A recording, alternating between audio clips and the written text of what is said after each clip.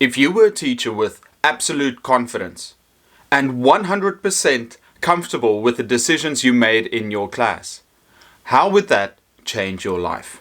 Today I will share why new teachers struggle with confidence in the classroom and give you techniques on how to become a more confident and competent educator.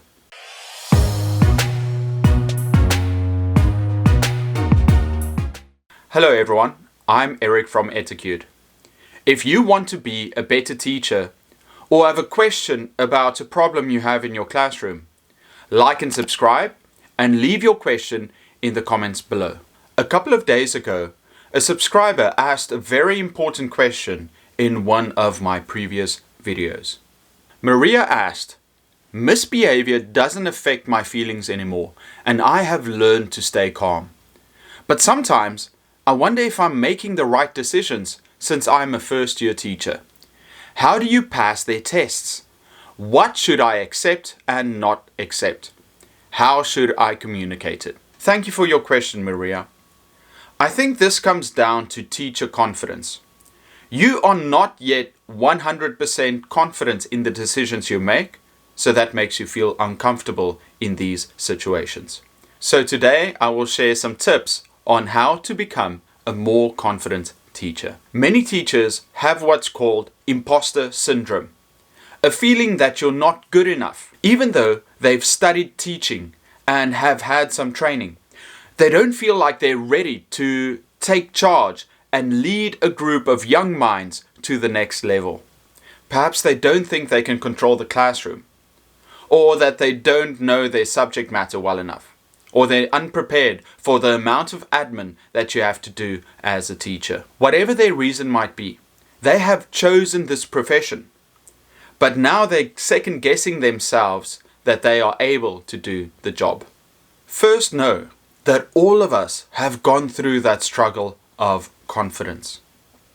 You are not alone. For as long as there's been teaching, new teachers have struggled with this crisis of faith in themselves.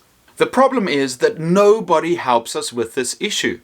When we go to our mentors and ask for advice, they all give us the same answer. You just need time. You'll get better over time. Time? I don't have time. I have 30 souls in my classroom looking to me for leadership. And me, the leadership, struggling to believe in myself. Give me something. Give me anything. Just not the same story that I have to wait to get experience before I can become confident. But why is teaching more stressful than many other occupations? It's because it's a social job connected with hundreds of other people and their families. If you fail, they fail. They rely on you. And if they fail, that can impact their lives negatively. Also, your colleagues will see you fail. And there's no greater shame for a teacher than being exposed as a sham in front of their peers and boss. So when I researched teacher confidence, I found that so many teachers are struggling with it and are reaching out for help. First year teacher second guessing myself. To all of you veterans out there, how long does it take before you start trusting yourself that you are doing the right thing?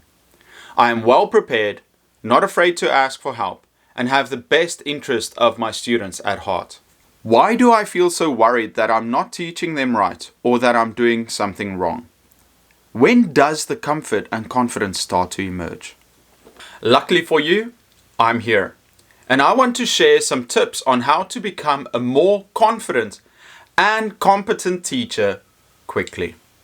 First, let's look at things you can immediately change. Number 1, body language says a lot.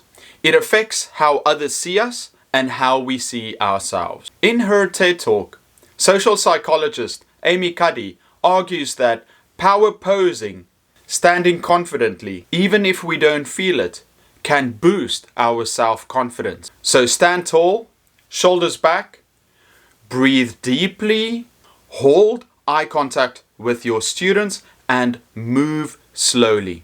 Remember, they are your students. You need to be strong for them. I did another video on teacher body language that you can see right up here. Number 2, don't react. What do I mean with that? Needy people are in a constant state of reaction. Because they are weak, they react to their environment, other people, and situations. Think of the most confident teacher you have ever seen. Do they react quickly to everything?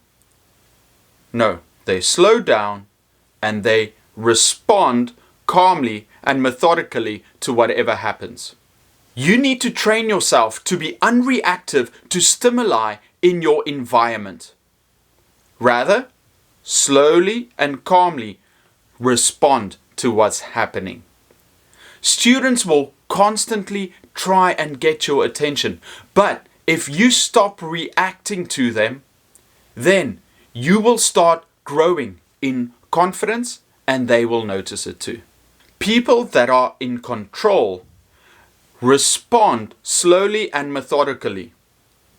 Followers react on reflex. If you train yourself not to be reactionary when it comes to your students, they will start falling into your frame. And subconsciously, by not allowing yourself to be reactive, you will become a mentally stronger and more confident person. Students and situations will test you, so remember to stay calm and centered, like the center of a storm. Number 3, planning. You will never be confident if your planning is inadequate. Prepare yourself well.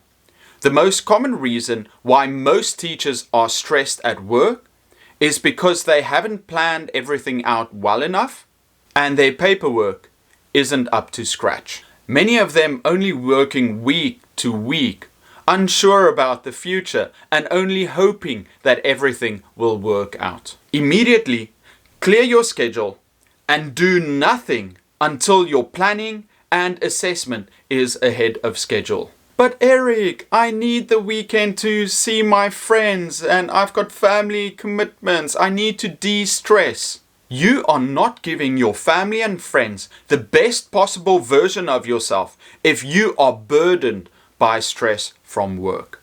Make your bed, take time out, and get ahead with your admin. Number 4, master your subject.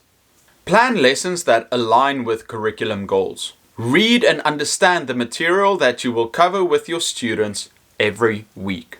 The better you understand your subject, the better you will be at presenting and facilitating it to your students. Ask an experienced teacher to review your lesson plan and give you some feedback. I understand that this won't happen overnight, but as long as you are prepared for your next lesson, eventually you'll grow into a beautiful teacher flower. 5. Have a backup plan in case your lesson doesn't last long enough or if your students complete their classwork early. Idle students can create chaos in the classroom, which will undermine your confidence as a leader. Have activities planned for if class finishes early and substitute plans for if things don't work out as they're supposed to. A bonus idea is to let students prepare something for in case they have idle time. When I taught elementary school back in the day, I used to have a rule that students should always have a book to read for when they finish with their work. They loved it, their parents loved that they were reading, and I loved it because I never had to worry what to do with them in case they finished with their work. 6. Develop a discipline plan for your classroom and post it on the walls. Tell your students your expectations of their behavior the very first day of class and explain the consequences for unaccepted behavior. Implement the discipline plan fairly and consistently. When something bad does happen, see it as a teaching opportunity to remind them of the rules. As a bonus, you can also role play the negative behavior to show students what you expect. Number 7, don't fear criticism. Use it to your advantage. If you've been given some feedback that you deem negative, instead utilize it as a tool to change. By acting on criticism instead of wallowing in it, you can turn a negative into a positive and help you not only to build confidence, but also improve your practice. That being said, don't surround yourself with negative people. People that moan and complain about everything will only bring you down. Try and help them at first, but if they don't want to change and improve, they won't. So avoid them.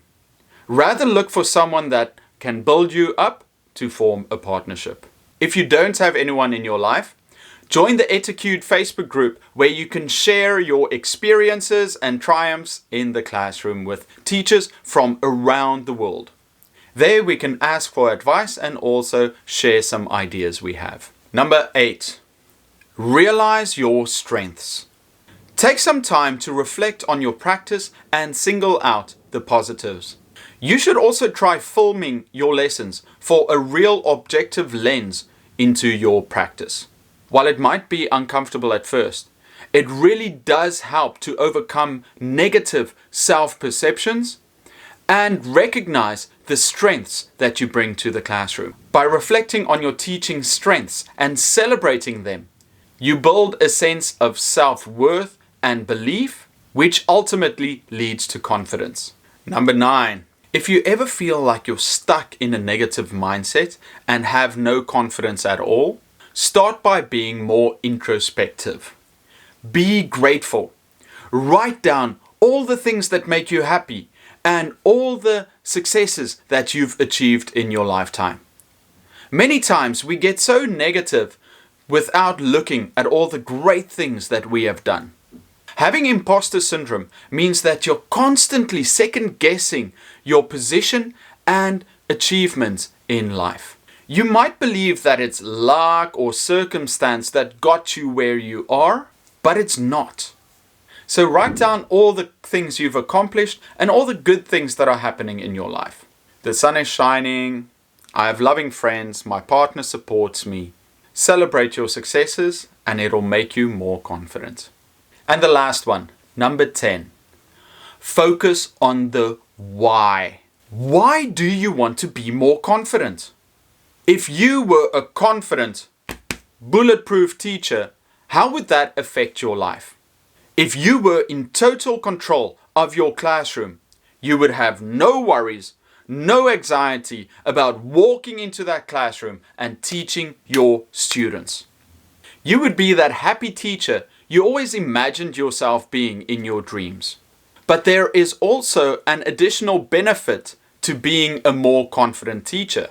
Besides having a stress-free, happy life, your students will also get the best teacher they could possibly get. By becoming more confident in yourself and your ability as an educator, your classes will skyrocket. Confident teacher equals happy teacher equals a better learning experience for all your students. So if you ever doubt yourself and wonder why you want to be a more confident teacher, remember this. You owe it to yourself to be the best possible teacher you can be. You owe it to yourself and you owe it to your students. Okay, everyone. That's my 10 tips for how to become a more confident teacher. In the comments, let me know which tip you value the most. If you want to see some more videos on teaching, watch the video that's coming up next. I'm Eric from Etiquette, and I'll see you next time.